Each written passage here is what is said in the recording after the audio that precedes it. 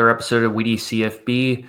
Host Rob Sheply here, and on today's episode, we got Foxy from Duke the House. Dude, it's great to have you on. I've been looking forward to this for a while and talk some Miami football. Yeah, it's great to have me on. Thanks for having me on, Case. I love talking Miami football. That's not a problem at all. So it's going to be a very interesting season, as I'm sure we'll go through in this conversation. Lots of open positions, things of that nature. A high profile game to start the season. So it should be a very interesting season. So, yep. Yeah, and before we get into it, can you just talk a little bit about Nuke the House and some of your Twitter handles for anybody who wants to follow you as well?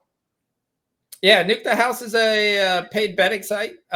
So you could go to my Twitter, Sean's Fox Plays, if you're interested on that. There's lots of things on Nuke the House there.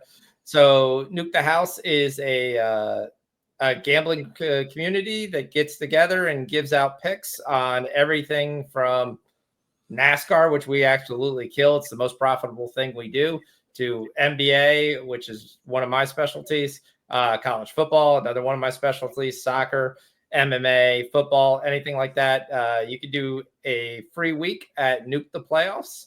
The link is in my Twitter bio. So if you want to sign up, I also host we do a free show for the general public on Wednesdays and Thursdays till baseball starts for NBA and college basketball. And with March Madness starting on Thursday, we're going to have a complete breakdown tomorrow. So that show will be at 7 p.m. Once again, you can see that feed on my Twitter handle to be able to get details on the show if you want to show up. It's a great show. We talk live plays for college. We talk live plays for NBA. We talk live plays for hockey. We also sprinkle a little soccer in there when we get some Mexican League action or some MLS action that's taking place. And then we also shoot the shit for the 2-3 hours. So talk to our guests, see what they like the best, kind of treat out there, have live people from across the sports world. Some folks from VEASAN tend to join us at a variety of different times, as well as other people from a variety of different sports organizations. Yep. Yeah, I appreciate you sharing that with everybody, and definitely check out Nuke the House for any of your sports bet needs.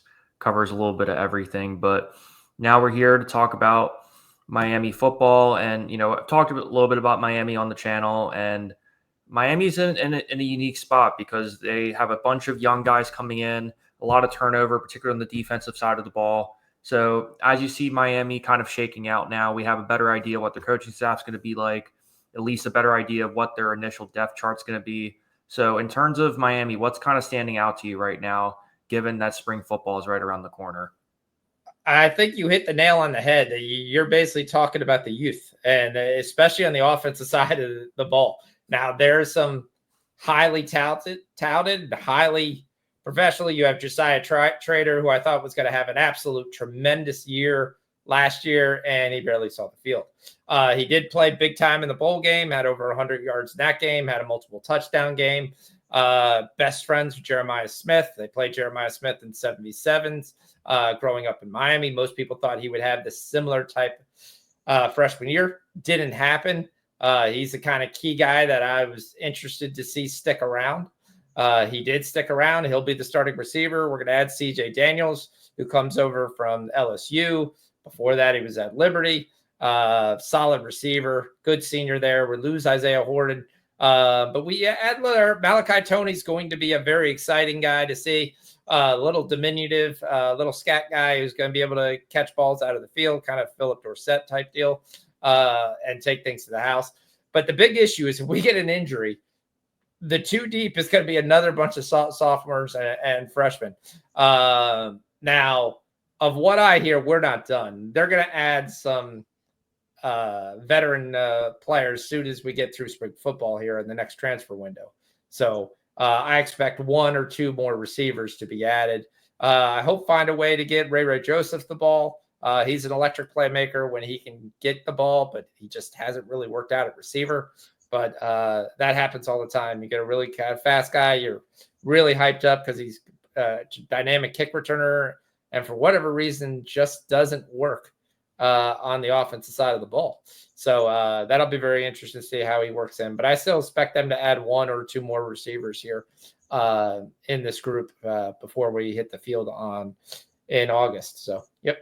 Yeah, it's good that you mentioned the receiving core because, I was sitting down thinking about this. We've talked about Miami off camera a bunch of times, but, Carson Beck, I think everybody's talked enough about him, and, he has the elbow surgery and everything there too. I guess what intrigues me most about Miami, particularly on the offensive side of the ball, is I think you might make the argument that they're going to be a little bit more one-dimensional in the sense that I think compared to years past, Miami's running back room is a little bit on the thinner side. So I definitely be kind of curious if they try to target that as well within the spring window too. And just like you said, to add another weapon or two in the receiving game. I mean, there's a couple guys there when you start to go through the 2 and the 3 deep. But Jordan Lyle's going to be the guy. He will be the main back as well. Mark Fletcher, obviously, he's been there for a number of years. He's going to be the big bruiser. He's going to be a play. Wheatley Humphrey has actually been there for 3 years. So we'll see. He should be able to get some run. Then you've got outstanding freshman, Jordan Pringle Jr., who will not redshirt this year, I'm told. He's going to be able to see the field. So, but Lyle gives him that home run threat that they really haven't had. Damon Martinez was a great back, and Fletcher gave back, but they were basically 2 of the same type back. They were plotters. They were 8, 6, 7, 8 yard guys. They were never running for a 50-yard run for the most part out of the backfield. Lyle, as he did versus USF, had a 90-yard run coming out there. I was surprised how he didn't get more work after that run as much. But he does have that home run threat. He was a highly touted prospect coming to Miami.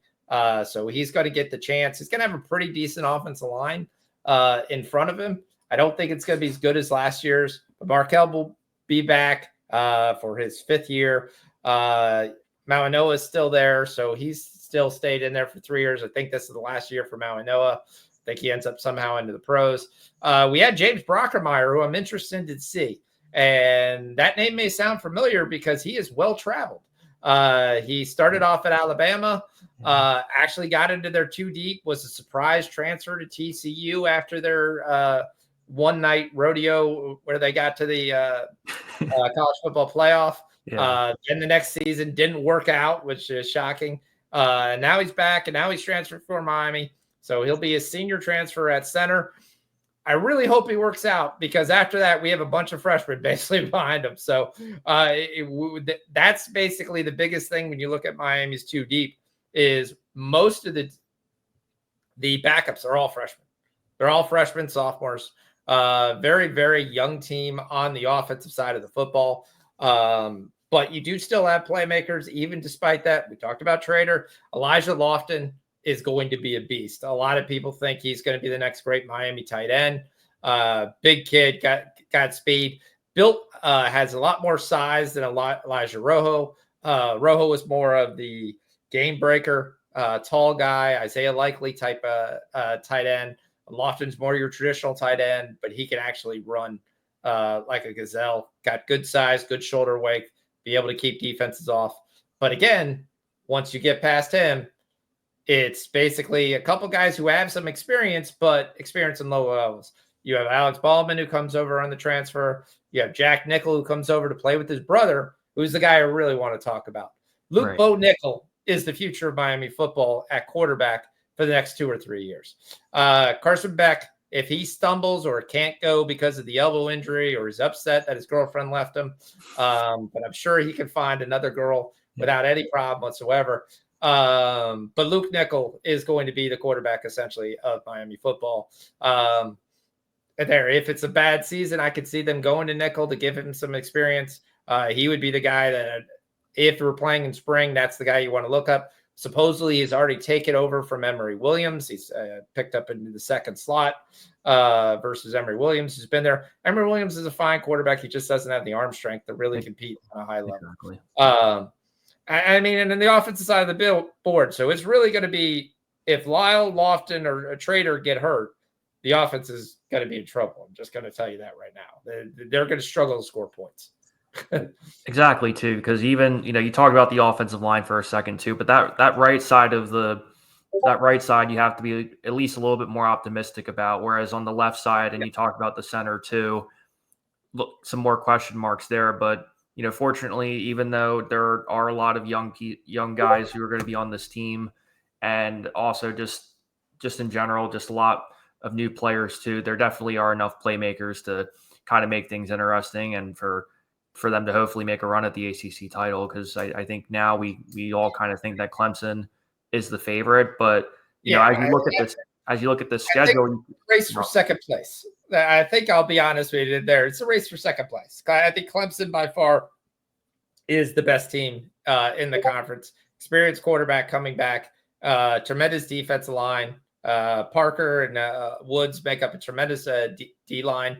You have outstanding wide receiver core that really started to blossom as the season went on.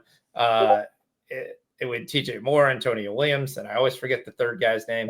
But they're going to be the beast of the ACC. They will win the ACC. You can place that bet now. They're going to win the ACC, but I think it's like minus 250. So it's not a great bet to play. But it's going to be the race for second place. And there's going to be a couple teams in this mix. Miami's going to be one. Florida State's going to be one. I really think the game's going to come down from a Miami season perspective is the August 31st game. If we beat Notre Dame, that could start essentially a run where we go, okay, we're 3-0 and we head to Florida. Well, Florida's going to actually come to here, but come to Miami. But that's a good chance because you're going to play. The issue, though, is you're playing Florida, FSU, and Louisville right in a row. Yeah, and then you're going to get off and you're going to play Stanford. Winnable game. Then you're going to finally get to play SMU, which you don't want to play SMU. SMU is going to be a very good team again this year.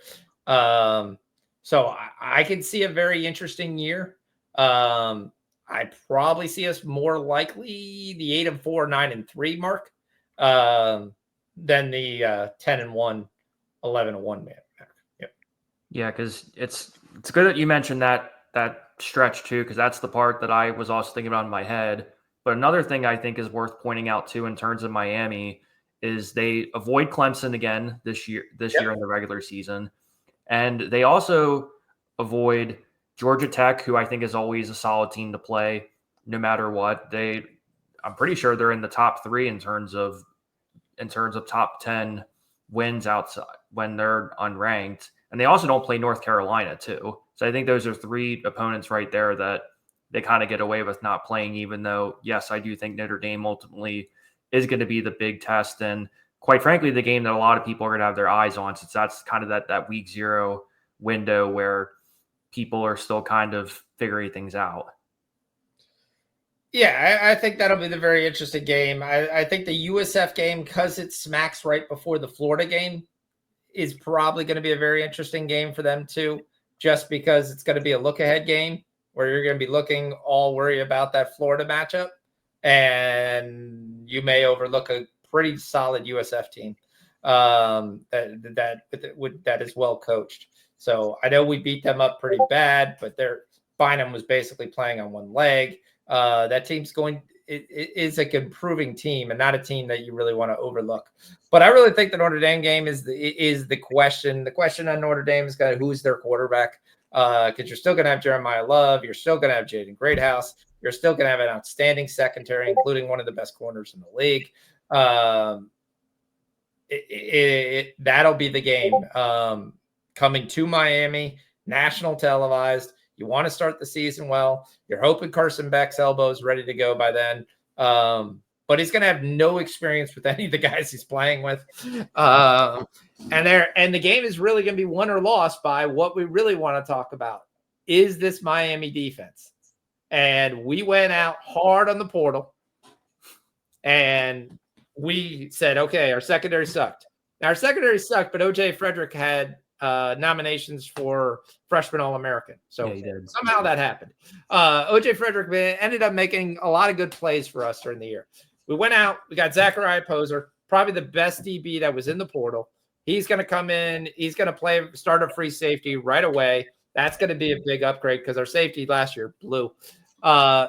Xavier Lucas, after the NCAA, finally relented. I think there's a lawsuit out there, but a kid who wanted to transfer, the Big Ten tried to enforce their 2-year contract before the guy was even paid. That's a bunch of BS. Let the guy go. They thought those things are going to be unenforceable. That's not the way it's going to go. So Lucas comes in after having an outstanding season in Wisconsin. He's going to come in and start right away. Charles Brantley, you get from Michigan State, one of the So from a secondary Stanford and what was available in the portal, they got 3 of the 5 best guys. So that's going to improve there. You're going to add them with OJ Frederick. But the question with Miami is going to survive on the front 4. Can the 2 5-star defensive tackles that barely played last year in Scott and Blount actually turn into something? And can Ruben Bain return to his freshman form versus sophomore form that wasn't as good? Now, he was coming back from injury, kind of moved around a lot there. Messidor started to play really well, so should be a solid player at defensive end. That said, that the linebacking crew is going to be pretty good. They're only playing Bistasane and Pruitt for the most part. Malik Bryan and Aguirre should be pretty good as backups. I think this defense has a potential to be a lot better than what it was last year. And it's going to need to be because that offense is going to need time to grow. They're not scoring 40 points a game. Most likely probably in the 20s, but yeah. That'll be the question of this team. Can this team play defense? And it's been a question for the last couple of years. Exactly. And I think, now that they're finally in that sort of national championship echelon in terms of that being the expectation, that's just something it's going to kind of keep on perpetuating itself too. And it's good that you mentioned the defensive line because I say that to myself too. Obviously, we can talk about the secondary and how they gave up so many big plays throughout the year. But I think, to me, the defensive line is going to be the bigger question mark. But we talked about some of the players too. And I think it's also worth mentioning what your thoughts are on their new defensive coordinator hiring Corey Hetherman, who spent a year at Minnesota. And then before that, he was with Greg Schiano, being a linebackers coach who, by the way, I think their linebacker room is incredibly underrated, particularly how athletic a lot of those guys are. So I think that's going to help put a little bit less pressure on the secondary too. So I'd love to get your thoughts on that hire and, some of the other position coaches that he brought in too, because it's completely new staff on that end too. That's what I will say. And so since we had the fabulous freshmen at linebackers who were there for 2-3 years, our linebacker crew has not been good probably for the last 10 years. They've just been okay guys. But if your linebackers can't get to the ball and help stop the run, your safeties have to come to there. By the time that, you're giving up an extra 2 or 3 yards. So I'm very interested to see what he does because he has had a tremendous success in Minnesota, basically taking blue-collar guys. He doesn't have blue-collar guys. He's got guys with some tremendous talent. So it's going to be very interesting to see what the final there. I really think that Aguirre and Bryant may really push Pruitt for a starting position here. But it'll also be interesting to see what they play more. Miami's known for playing a 4-2-5. And they have a thing called the striker. But when you do that, you're pretty undersized, stopping the run. And I think some of the issues that happened from the secondary was you had to commit so many people to stop the run. So you played a lot of one-on-one on the outside and didn't really have the guys to do it. Everyone looks and say, oh, Miami's for there. But if you go back and you look at the Syracuse game, they were playing guys that were ranked 7th or 8th on the defensive back depth chart. Were starting a corner. Exactly. So their injuries really played a big part in their secondary. You had guys that weren't expected to really see the field at all, having to play elite Syracuse receivers and Aronde Gadsden, and they were just destroying them. And but there, OJ Frederick could only do what he can. But again, you had no pressure on the offensive line. You couldn't stop the run. And if you can't stop the run, you can't stop the pass, you're not going to win many games, or unless you're only going to win that game if the score is 42-43. And that's kind of how they had to play. And I think they're going to play a little bit more conservative this year. We'll see what that, but I think the defense will be much improved over last year. We just got to hope for the offense to be it's going to take a downtick, but it's going to be, can these young guys who are highly touted step up and play early? Yep. Yeah, and even just being able for them to beat the teams that they're supposed to be beat too, because we talked about it too. They're going to get that rematch on November 8th versus Syracuse, and then we talked about too how I think that just like you said too, that Florida State and Louisville stretch is going to be tough because Louisville kind of always loses the big one in terms of they start off hot and then they lose a couple, then they end up kind of 9-3. But they're always a really tough team to play, and it's usually always ends up being a shootout. So I think that's another one to kind of look for as well. Yeah, the one question though, and this is really the question when you go through the ACC, if you look at their first schedule, Notre Dame, no idea who their quarterback is. BC, okay, their quarterbacks could be the freshman that started last year towards the end. Bynum's going to be the quarterback for USF. We know who the quarterback is for the Gators. Florida State's going to be another transfer quarterback. Louisville's going to have another new quarterback. Syracuse is going to have a brand new quarterback. Virginia Tech's going to have a brand new quarterback. It's going to be really what you're looking at the ACC of trying to say, are these teams any good? Well, we got to see the guy who's behind center play for a while. I don't think Florida State's going to be that great. I think they'll be better than last year. You'll definitely get an improvement with the BC kid coming over. He's going to make some great plays, and he's going to make some boneheaded plays. Exactly. So he's not the world's greatest thrower, but he is very dynamic. He's hard to get down. He needs to challenge your defense. He's going to get them some wins. It'll be interesting. I could see a 7 or 8 win season for them too. So, but they're not going to be a 3.1 win, 2 win season that they just blow. So, exactly. They're in a unique spot though, and they definitely have some of the foundational pieces to really kind of put it all together. But Foxy,